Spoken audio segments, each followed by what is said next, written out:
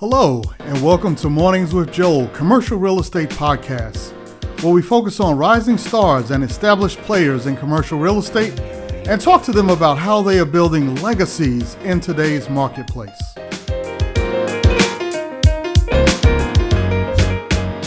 Hello, we'd like to welcome all to the Mornings with Joel CRE podcast. We're here today broadcasting live, and we're really excited. We have a buddy of mine, Darryl Settles, who's with us today. And Darryl, what's up, buddy? How you doing, man? Hi, Joe. How are you? Good. It was good to catch up with you. Yeah, good to catch up with you the other day in LA. You know, we didn't think we were going to wind up sharing an Uber from LAX, but that worked out pretty well. It really did. It really did. That was a great time out there. Yeah, as usual. Absolutely. Yeah. We had a great time. So Darryl, obviously I wanted you to be here on the show. And so if you don't mind, tell us who you are, and that will give a little insight as to why we invited you to be here. Everybody in Boston knows you. You're like on billboards out. No, I'm just kidding, but you're all over the place out there. But for the rest of our audience, which is nationwide, tell us a little bit about yourself. Well, I generally call myself a little country boy from Aiken, South Carolina. Okay. And I ended up getting a engineering full scholarship to University of Tennessee in Knoxville. Co-opted in Waynesboro, Virginia with GE. Then I transferred to Virginia Tech, graduated in '84. While at Tech, I became a major student leader and ended up on the national board of the National Society of Black Engineers. Okay. And at the annual conference during my last year, I met an older man that was really a nice dude. And he gave me a job offer with DEC. I had many other offers, and I had not decided which job I was going to take yet, but he sold me on a job that involved a lot of travel. Again, I'm originally from Aiken, South Carolina, and my family did not do a lot of travel growing up, and it's something I always wanted to do. So I ended up in Boston. And a little side note is I moved to Boston not knowing about the racism that was here or that people had talked about or the riots. Because, my family, I should say myself, I can't blame my family, but, we didn't really watch TV or the news. You went to school and played sports. That was it. Yeah. And I was the first one in my family to go to college. So I was unaware when I got here. And I think if I had known that information, I probably would not have ended up here. But it was the best decision I ever made was to move to Boston. And like most of us, we think that our first job is going to be one of many and you're going to move around. I've been here since 1984. Wow. So I'm stuck here now, but stuck in a good way, stuck in a very good way. Absolutely. Yeah. That's really interesting that you bring that up about, well, first of all, I was going to ask you where you were from because I didn't know your background from Aiken. So that's quite interesting. With me being down here in Atlanta, we know Aiken is not that far up the road from here. That's right. That's right. So a lot of history there. But, you mentioned about the racism in Boston, and it's kind of interesting. We both have a mutual friend, Kirk Sykes, who we were in business together for a while there, and I was surprised at some of the things that Bostonians have been able to do that are Black that you don't even see in other parts of the country, despite those things. Which is pretty impressive.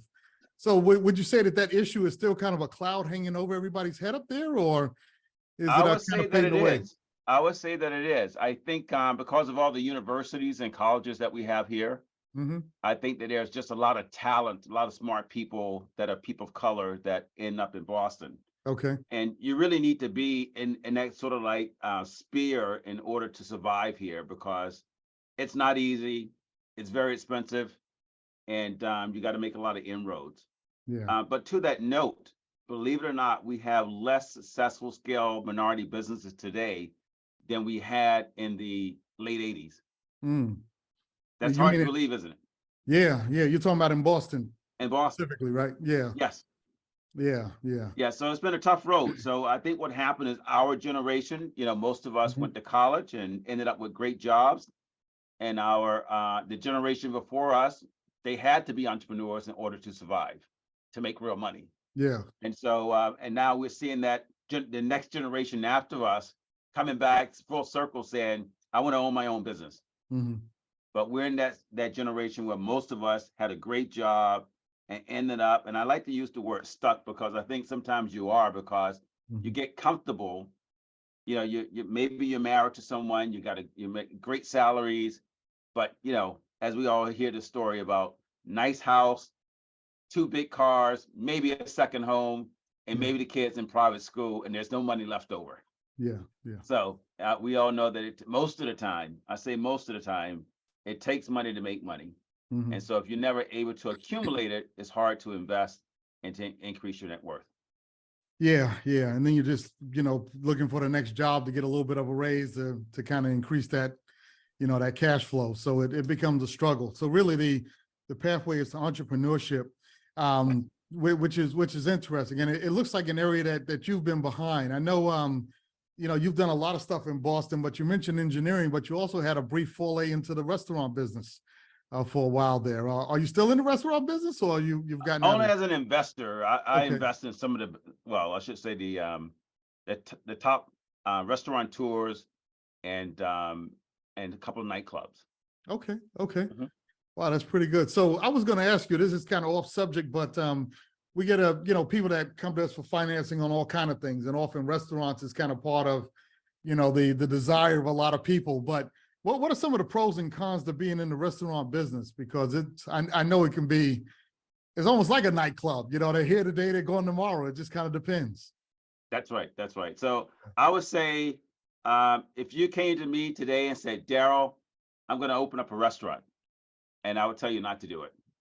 Okay. Because unless it's a bigger play, very few restaurants make a ton of money. Mm-hmm. It turns out to be more of a lifestyle. And so you're working hard, long hours, and you're paying your bills, and you make a little bit of money. And I'm sure some of your listeners may know the name Jim Cash. Jim Cash was the dean of the Harvard Business School for a while, and actually just retired a couple of years ago. And now he actually has a building on the campus named after him. But Jim Cash, Charles Ogletree, Judge Higginbotham, Skip Gates, and Cornell West were my investors in my first restaurant. Okay. Bob the Chefs. Mm-hmm. And I paid all of them off back. I paid all of them back. And they're still good friends today. But what I was gonna say is that I used to meet with Jim twice a year for lunch. Mm-hmm. And I had left digital, making over 100 grand at the time. This was in the early 90s. And I went into the restaurant business not thinking I was going to work there. I had a GM who actually lost all of my working capital literally within 2 months. So I took a leave of absence to go try to save the restaurant and to get my money back and to save my investors. Yeah. I ended up never going back. But it took me 5 years to start making a netting $100,000. And so I had my meeting with Jim Cash, and I couldn't wait to tell Jim that I had made $100,000. And this was the #1 lesson in my entire life, in terms of money and numbers. I told Jim I made $100,000. He didn't smile. He didn't do anything. He did what most people would not do. He gave me a lesson. He goes, Darryl, let me understand. You were making 100 grand 5 years ago. The last time we chatted, you were still working 80 to 100 hours a week because we were open breakfast, lunch, dinner, 7 days a week. Wow.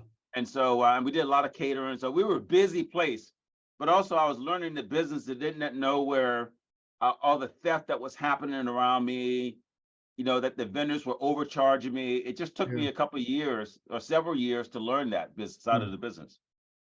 And so Jim says, so you're really only making like 50 grand a year because you're working over 80 hours a week. Talk about an eye opener. Yeah.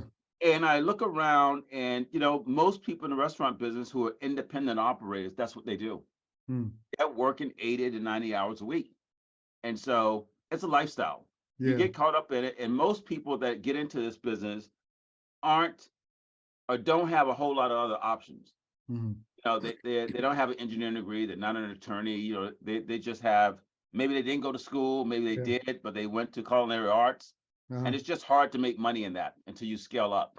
Yeah. Yeah. Wow. So you wouldn't recommend it, but being an investor, I guess in the right restaurant could be pretty good. Well, I think I'm in a lucky position because I know all the players. I know all Yeah. the opportunities. So I get to pick and choose where I'm going to invest. And I haven't, Yeah, messed up yet. Okay. All right.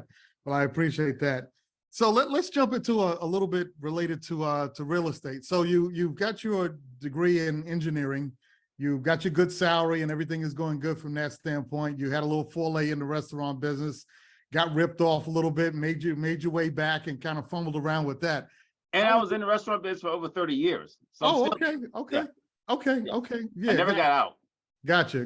Just kind of pivoted to what your Right. role I is. sold all my operating units that I operated in 2018 and the beginning of 19, Okay. right before COVID to that. Yeah. And today I can get 40% of what I got for those two individual sales. Wow. So your timing was perfect. Yes, by accident. Almost perfect by accident. Gotcha. Well, it worked out for you. So, Yeah, I did. all right. So how'd you wind up getting into real estate development? I could kind of see the connection with engineering, but I'm assuming that was kind of a foray into development. It was. I did my first real estate project back in the late 80s. I was Okay. still working with digital as a sales guy. So I didn't mention that I stayed in engineering for only 2 years, and then I did sales Okay. and marketing for about 7 or 8 years. And so, back then in the late 80s, we didn't have the internet, you know. Yeah, I remember. Yeah, as a sales guy, we were required, required to read the newspapers every day. Mhm. Every morning you get up in the morning, get your coffee, read 2 or 3 papers before you actually went on and saw CEOs or senior people and head of departments, because you wanted like break the ice about what was happening with the news. Right. And so during that time in the late 80s was one of those big times where, the cycles of real estate was going up. Mhm. And it was there were so many articles of people buying the building, literally within a year, flipping it and making a ton of money. I'm like, wow, that's easy money. Yeah. So you thought. That's what I thought. Yeah, actually, back then it was easy money compared to today. And so I had a friend who had a property. It was only 6 units, and I ended up talking to her into redeveloping it to condos. And Okay. so she recommended that we could go for it if I would manage the project. And I had not done a real estate project before, Mm. but we did that project. It was very successful. Okay. And when we were selling the condos, it was a Black broker. She was actually the only Black broker in Boston at that time. Mm. And she's now a very successful woman over in Africa. But one day on a conference call, she told us that she had this business that was a great listen that she had gotten from the bankruptcy court, which was Bob the Chef's restaurant, Okay. the first restaurant that I owned. And I heard great deal and a steal. And I said, well, don't tell anybody. Let me take a look at it. Yeah. Mhm. And a year later, I owned it. Okay. Wow, gotcha. So I guess officially your first real estate deal was the condominium, but you weren't a sponsor on that deal, I would assume. You were more so project manager or? I was both Okay. Oh, co-sponsor and project manager. okay. Gotcha. Okay. So that was kind of your start. So that was back in the late 80s. Yes. Yeah, and how'd you wind up scaling up from there? Because that's part of what we're trying to share on these podcasts is, how do you get from point A to point B, right? Yep. And often that's the hardest thing that people struggle with is how do I make that transition? So how did that work out? I guess my entree and my growth is not traditional. Okay. Because I really didn't know a whole lot about real estate and didn't have a lot of friends that were in it at the time. But when I owned Bob the Chef's, which was the only restaurant back in that time that had a mixed clientele, and we had an organization that Kurt was a member of called the Minority Developers Association in Dwayne Jackson and Richard Taylor. And these guys used to have a meeting in my conference room or back room once a month. Okay. And I was a little kid, those guys are a few years older than I am, not much though. But Richard's an old man. I hope he's listening. But these guys would meet once a month, and I asked if I could join them, and I was really impressed, man. At that time, they would have about 40 people there, and these were all the big Black guys that would come there. So they weren't all in real estate, but they were all in construction or something related to real estate development. And during that time, they were all doing their own projects, but not immersed in the city. They were pretty much doing projects in Roxbury, Dorchester, or Mhm. their own kind of buildings, but not really downtown. Right. And so I think that, what ended up happening is that, Kurt was an architect at the time, had an architectural firm. Mhm. And then he partnered with someone that did a hotel in Roxbury, Mhm. which is really the first hotel that had been built in Roxbury in like over 50 years. Wow. And so he sort of like opened the doors for us to start doing deals with other people as partners. Mhm. And so, owning barber shops, and there was a diverse clientele. So every CEO or senior person or real estate developer came to this restaurant because they believed it was the cool thing to do. Mhm. And so coming from sales, I was very outgoing, very friendly. I ended up knowing who these guys were, introducing myself, started having lunch and coffee and drinks with these guys. And then all of a sudden became part of the club. And this Okay. is the majority white market in developers and business owners and CEOs. And so I've taken those relationships and built it up in a way that, has been very successful. And Mhm. I think, what I learned from it is that, I don't try to do anything by myself. I love having partners. And I've had many partnerships and only one had went south, and that's because someone was a bad person. But, other than that, all of my partnerships have done extremely well, and those relationships are still good and intact today. Gotcha. Gotcha. So it seems like part of your catalyst was really your relationships. I mean, how important would you say that was to your overall growth? Getting out there, meeting the right people, and doing that type of networking. Back in the day, you talk about the '80s. Remember, we used to always have that Rolodex that we used to have to carry around everywhere Yeah. we went.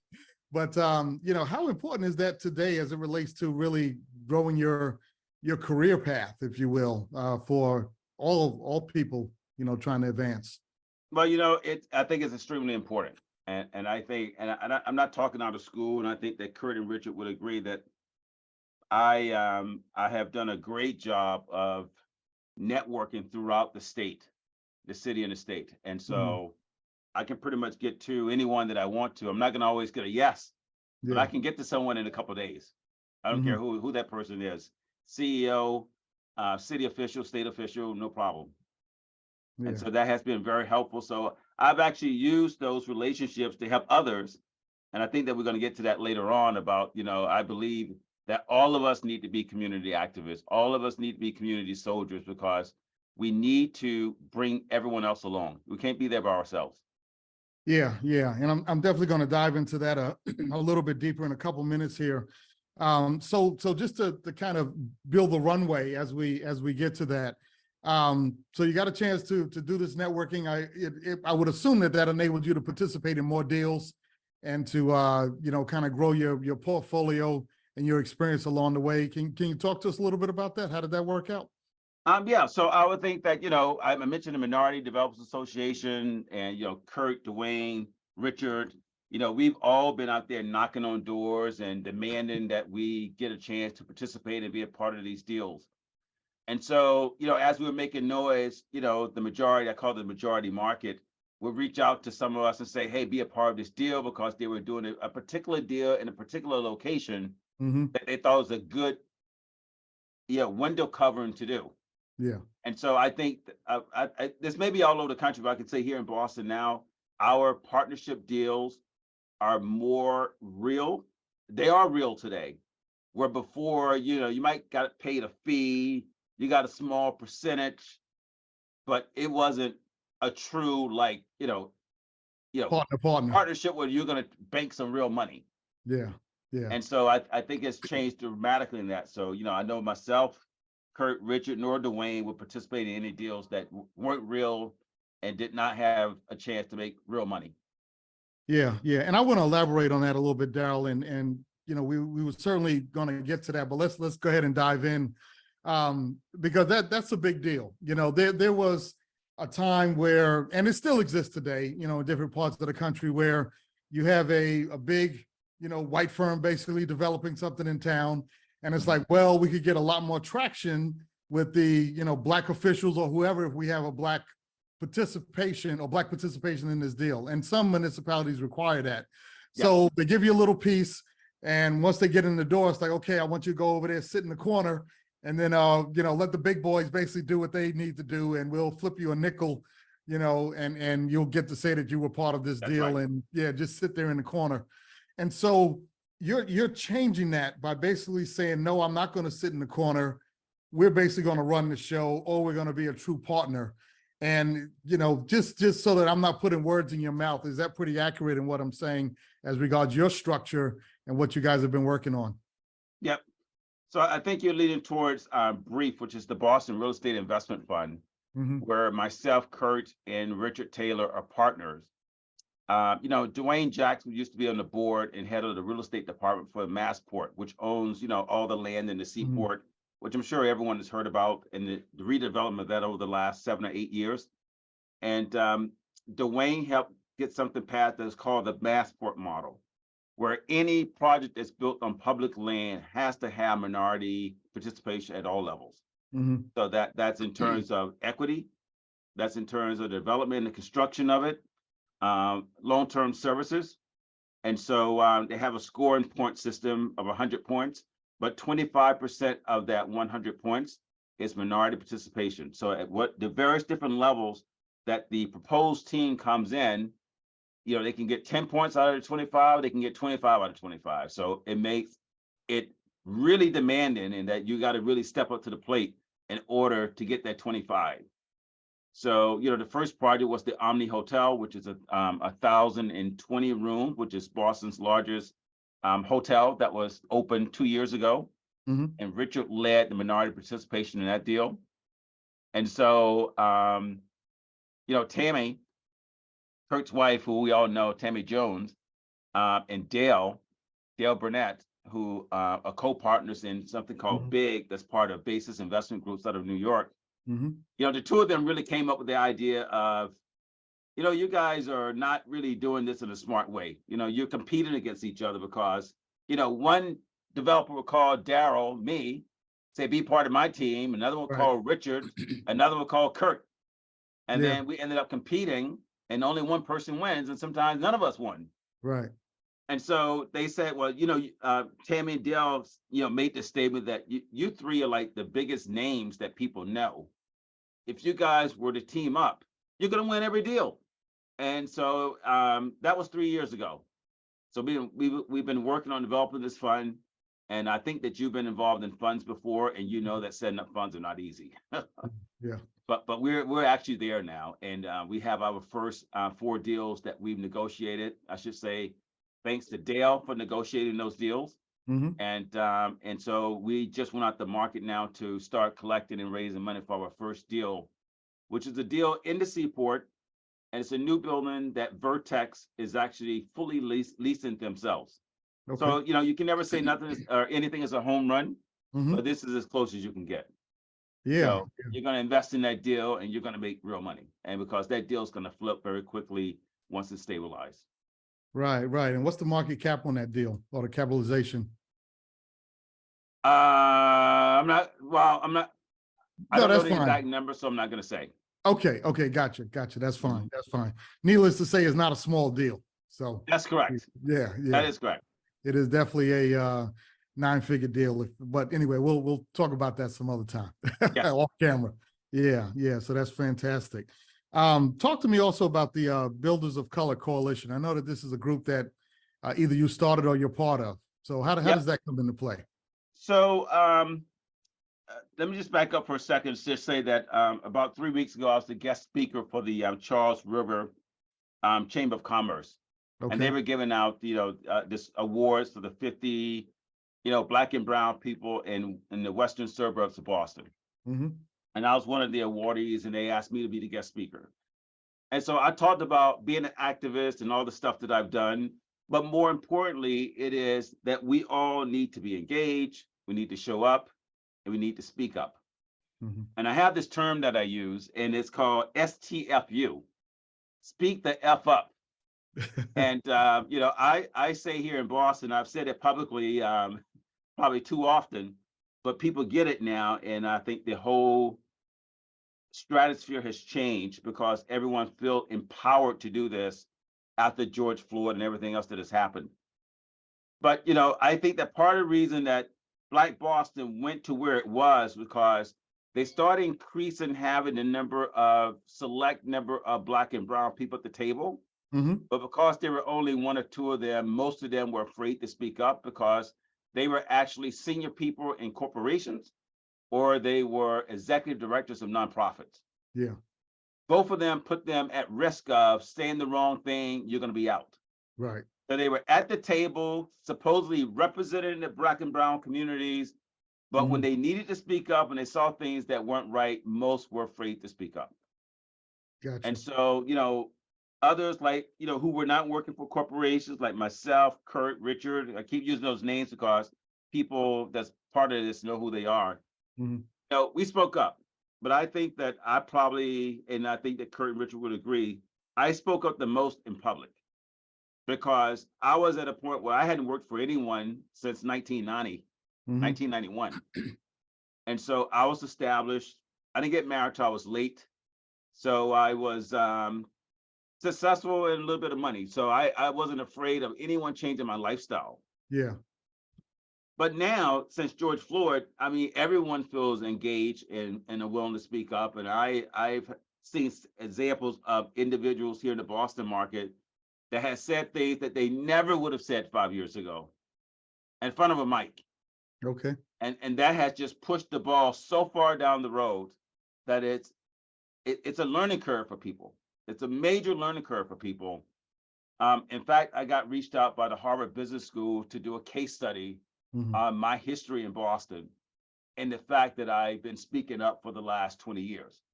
And so because that has changed the Boston market. And I'm not saying that I changed the Boston market, so I want to be clear about that. But as an example of what being engaged, showing up and willing to acknowledge and tell the truth when you see something that's right or wrong. More importantly, when it's wrong. Yeah. Yeah. So you asked about the builders of color. So, but before we got to the builders of color, we started BECMA, which is the Black Economic Council of Massachusetts. And that's when that started about 8 years ago. And it was a matter of trying to get a lot of the Boston engaged minority businesses to sort of like support each other, but approach the city and the state in a collective way to demand things. And so I wouldn't say we struggled, but it was hard work, a lot of work to get to the first point of hiring a real executive director. And our first executive director was Segun Aduwu, who's now working for the city of Boston. But he was a young man that was a 10 out of a 10. Smart, good looking, not afraid to speak up, could memorize numbers, and he represented us well. And so when he came on board, during the interview process, we said to him, do not be bashful. We got your back. And he took that to heart and made a difference for us. And then when the Massport model started and we started seeing all these opportunities coming up for us, we knew that the bandwidth of the quote unquote named Black and brown developers were, this short list of, 6 or 7. And so we knew that we needed a table or a bench, a much larger bench, in order to take advantage of these deals as we grew and moved down the road. And so we started trying to figure out how we can bring younger developers together and try to help them and to bring them into the fold. But it turns out that the person who actually led this effort, David Madden, had a bigger vision, and it was to not just include developers, but anyone that's related to the real estate industry. So real estate attorney, construction guy, subcontractor, all of those guys could be part of this. And you won't believe how many members we have now. We have over 500 members. Wow. And none of us knew that we had that many people in the Boston market. And these are some of the surrounding communities of Boston too, that are part of this. But that organization, it just turned out that BECMA and the Builders of Color organizations have great leadership. They're well respected, and they were established before the George Floyd, disaster. Yeah. So I say, and I think you and I talked about this when we were in LA, Mhm. is that I believe that a George Floyd statue should be in every major city, because that galvanized the community activists and all of us, because we saw what could really happen to any of us or our kids. Yeah. And also, and then the other thing, there's something else that was started here in Boston that you may not be aware of. It's called the New Commonwealth Fund. Okay. And this was 19 senior executives of the major corporations in the city, Black and brown executives that came together to start this fund. And their goal is to raise $100 million, and they would give out discretionary monies to nonprofits that are doing great work. Okay. Because their belief is that the white organizations that give out money, they don't really understand a lot what the Black community does or what the organizations are doing. Mm-hmm. And that, when a executive director of a little nonprofit is doing an effort, we understand what they're trying to do. Mm-hmm. But if we believe that they have a great team around them, then they need funds. Yeah. And a lot of the other white firms, they give you money, but your hands are tied. You can only use the dollars for this. Yeah. You can only use the dollars for that. Mm-hmm. And you got to apply, and all you got this paperwork you got to fill out. But they're doing it. They're meeting the executive teams and saying, "Oh, we like you. Here's $100,000." Now, some of us on this call will say that that's not a lot of money. It's a lot of money for nonprofits. Yeah. Yeah. I say in the Boston area, somebody gives you $100,000 that you can spend on hiring people, the right people, because that was one of the successes of BECMA and the Builders of Color Coalition. We had raised enough money that when we went out to the market to get an executive director, we could actually pay market price. Mm-hmm. So we weren't trying to find someone for $75,000, because $75,000 is going to give you a $75,000 person. Yeah. You pay $150,000, then you're talking to some talent. Right. Right. And then you put bonus structures on top of those, and then you get them really engaged, because now they got a life. So they're building their career. Mm-hmm. Immediately, both of them became household names in Boston for white or Black people. And so their success and their future ticket has been punched. They're set. Both of the leaders are set. Yeah. Yeah. No, that's impressive. I mean, you guys have definitely been doing a lot up there in the Boston market, and it's been quite impressive. Which is why I wanted to talk about it, because I think to a degree it's a model for the rest of the country, where you have pockets of, like, you have a lot of African Americans in real estate in the DC market, and certainly in Atlanta and down in Houston and LA, and you got all these areas. And to your point, oftentimes we don't even know of each other. We're just doing our things and living our lives, and we don't even know about it. So it's interesting to be able to pull that together. Let me do this also. We're kind of halfway through the show here. If there's any questions from any of our audience, go ahead and put those in the chat, and we will get to those as good as we can. I see Uriah here. Uriah's been with us for years, so good to have you, Uriah. And we'll get those messages, those questions answered as well. But let me ask you this, as we were talking about, this George Floyd thing always comes up.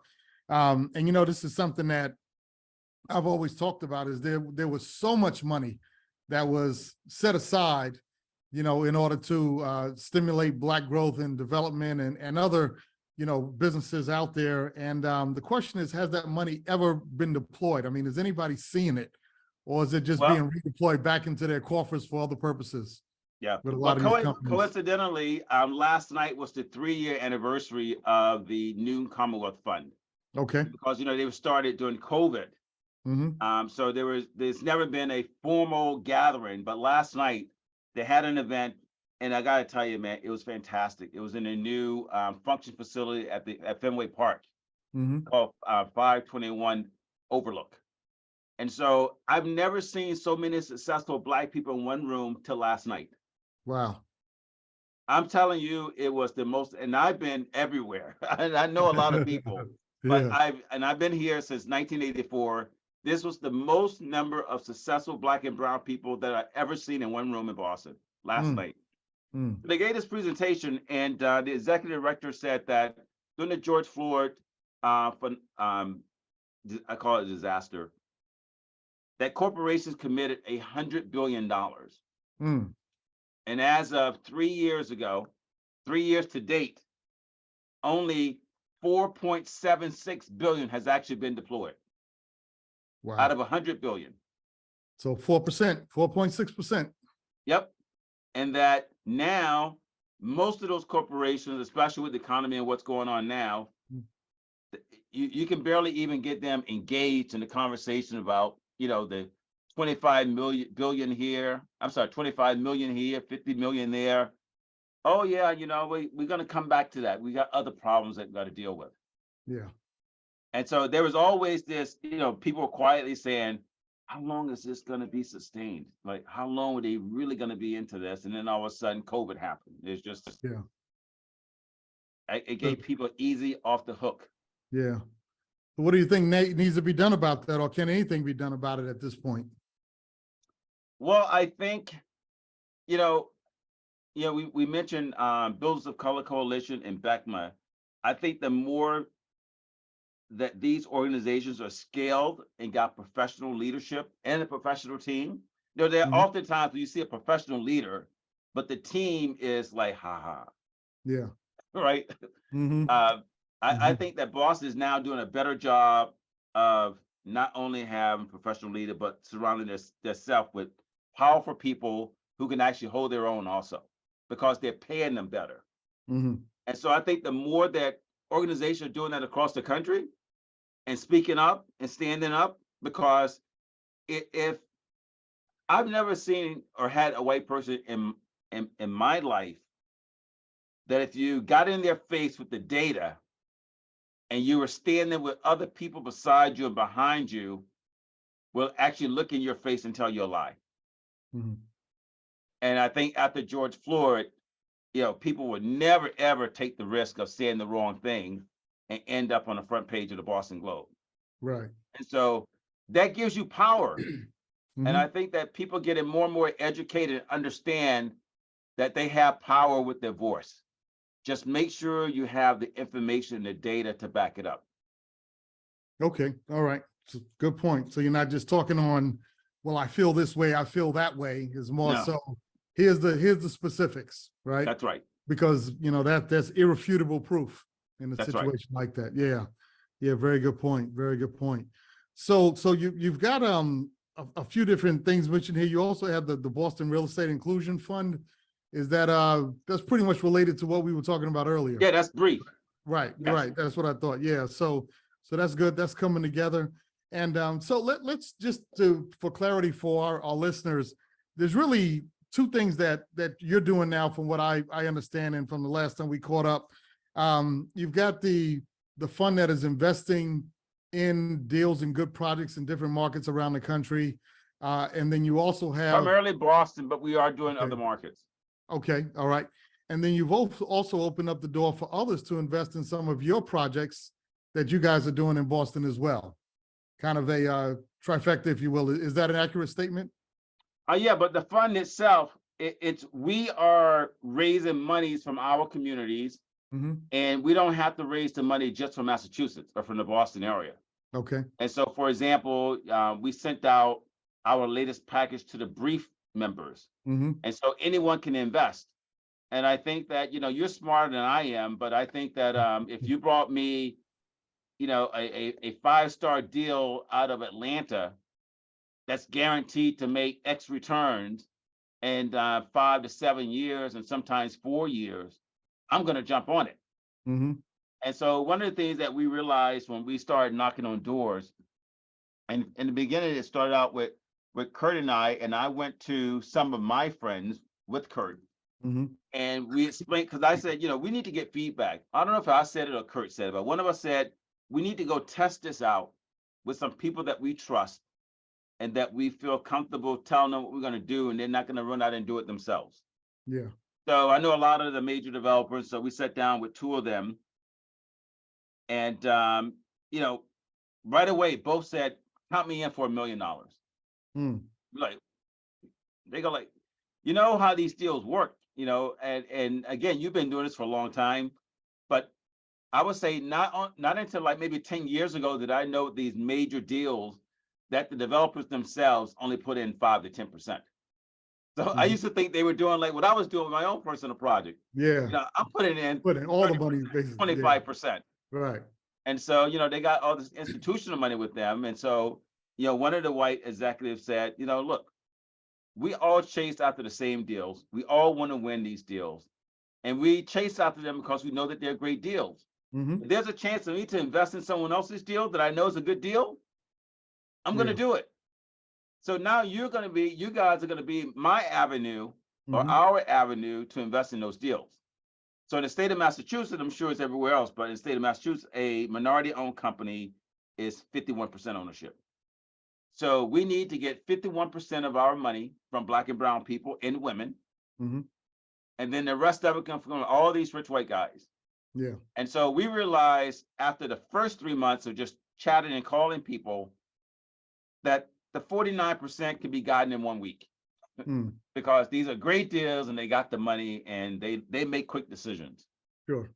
And so, so the challenge has not the challenge, but the organizing over the last couple of years is how to streamline getting the Black and brown money.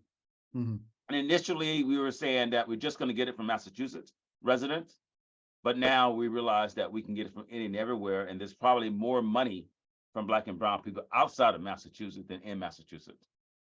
Yeah. So hence we sent it out to brief, and we have other people through Tammy and Dale's connections that would love to be part of this deal. So we're very excited, very excited. This is going to be very good for us, and it's going to be very good for our investors.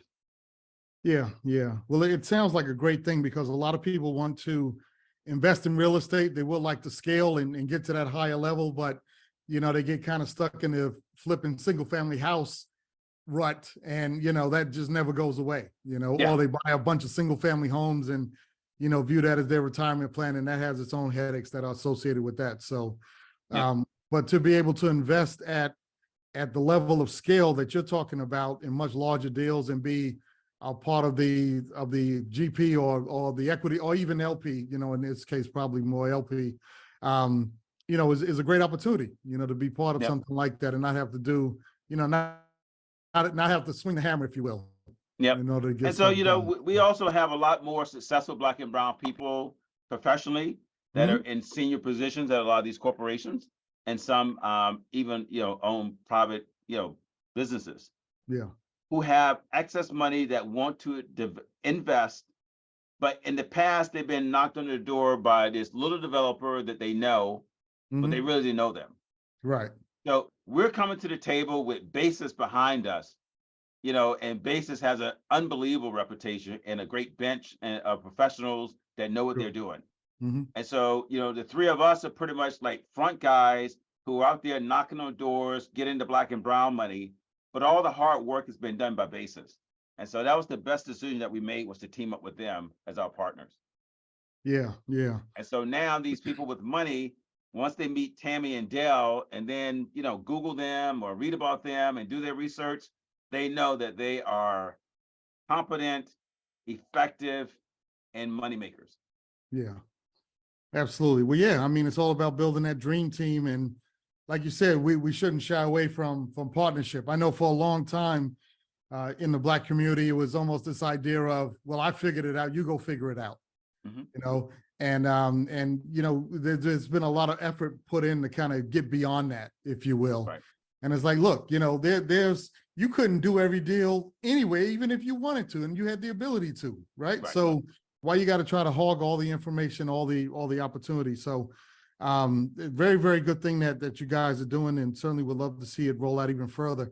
We're kind of getting down to the top of the hour here as we begin our wrap up.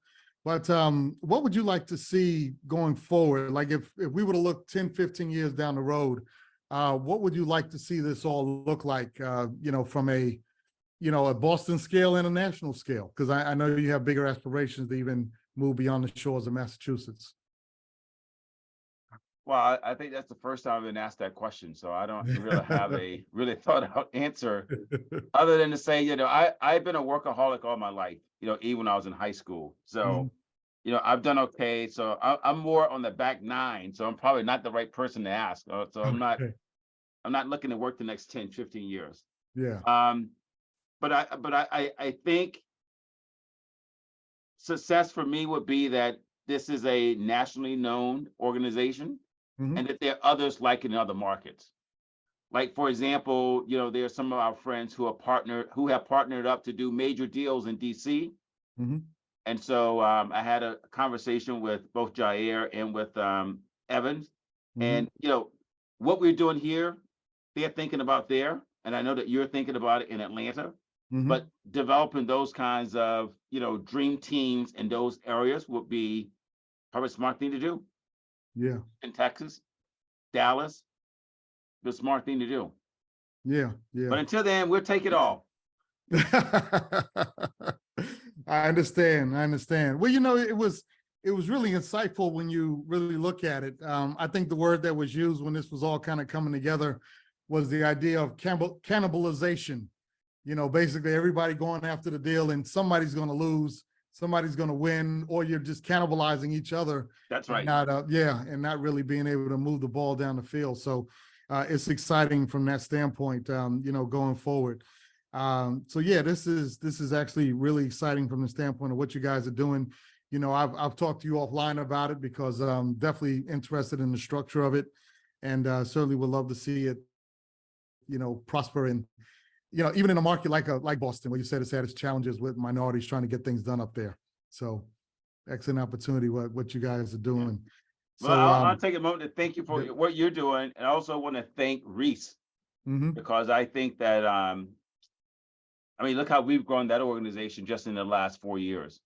Yeah. And so, we have members, all over the country now. And, I think Tam has done a great job. It started with Kurt, who was pushing, we should be doing business together.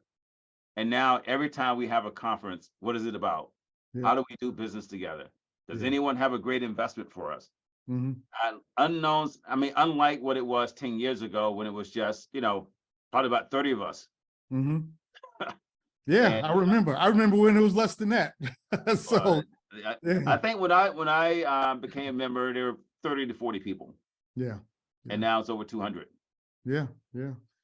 Well, in the early days, it was, we laugh about it and we talk about it later, but it was the Victor McFall and Quentin Primo show, and Yeah, Richmond I've heard McCoy, that term used before, or that yeah, description, I should say. yeah, yeah, yeah. So that's pretty much how it was, but it's certainly grown. But yeah, so this is fantastic, Darryl. I certainly look forward to getting up with you up there in Boston. I haven't been to Boston in a few years, but it's not that far away, only a Well, I 3 hour. invite you to come, So, man, because yeah. I just had a group here. I gave them a weekend that they've never had before.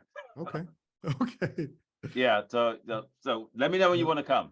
Yeah, yeah. Well, I'm sorry I missed that, but I'll certainly try to make the next one. So, but a beautiful thing. Well, look, let me do this. I'll give you the final word for today. What would you like our audience to know, or what words of encouragement do you have for the next generation of minorities in commercial real estate that are really trying to, put their imprint on this market? Well, I think it's really important that we get our individual efforts together and our companies together and to spend the money on, making your company more professional Mm-hmm. and having a great support team. Oftentimes, and this is going to something else, but a lot of our smaller businesses don't have the right attorney, don't have the right accountant. And, there's a situation that's going on here now where there's a big firm who has the market to be like major. And they're just, not hiring the right people, not having the right accounting system in place that might come back to bite them in the butt. Yeah. And that's a problem. So I tell everyone, if you have your business, try to spend some good effort and time on trying to perfect having the right team. Mm-hmm. It's very important. And then I say, what I said earlier, STFU. When you're at the table, Speak up. speak the F up. Don't be afraid. Mhm. And but don't forget, before you do that, make sure you have some friends with you. Yeah, yeah. And have some data also to support what you're saying. Absolutely. Yeah, so you're not just flying out there. So really good, really good. Well, Darryl, look, I greatly appreciate it. I know we'll be talking offline about some of the things that we have in the hopper that we've talked about already a little bit. And, certainly look forward to seeing the growth of the fund as that comes together, and all the great things that you guys are doing up there in Boston is really becoming the template, I think, for the rest of the country. So we're excited about what you're doing, and a little bit of time to sit with us today and kind of have this little fireside chat, if you will. So I Yeah. appreciate Well, that. thank you for your time. And I want to thank my partners, Kurt and Richard, for all the great work that they're doing. I'm so glad that we all came together. Yeah, absolutely. Absolutely. So, well, thanks again. So, guys, you've been listening to the Mornings with Joel CRE podcast. Again, we're very thankful you were here today. We were happy to have Darryl Settles. Make sure you go back and listen to this podcast over and over again. A lot of great insight as to how we can work together to really grow our businesses collectively. So, Darryl, once again, thank you so much. It's been a great discussion, and have a great afternoon, my friend. Great. Thank you, guys. Take care. All right. You've been listening to Mornings with Joel, commercial real estate podcast, where we focus on rising stars and established players in commercial real estate and talk to them about how they are building legacies in today's marketplace. Please check back weekly to hear our upcoming guests.